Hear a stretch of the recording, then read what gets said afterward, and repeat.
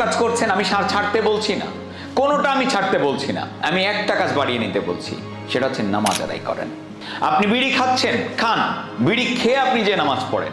বিড়ি খাইলে অজু ভাঙে না, কিন্তু আমি বিড়ি খাচ্ছি, আমি মেয়েদের ফ্লার্ট করতেছি, আমি পর্নোগ্রাফি দেখছি, এই জন্য মনে হয় আমার নামাজ হবে না, এই ভুল ধারণার মধ্যে কেউ থাকবেন না দয়া করে। আপনি মুসলিম, আপনি ভাগ্যবান, আপনি লাকি যে আপনাকে আল্লাহ একটা মুসলিম পরিবারে জন্ম দিয়েছে। কেন, আপনার তো জন্ম নাস্তিক পরিবারে হতে পারত, আমি রাইট?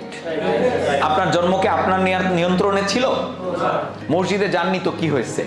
যেখানে আছেন, আপনি ঘুরতে গেছেন বন্ধুদের সাথে, ওকে, পাশে নদী, পাশে ট্যাপ, পাশে টিউবওয়েল, নামাজ পড়ে নেন। আপনি ওখান থেকে উজু করে আপনি জাস্ট ঘাসের উপরে পড়ে নেন।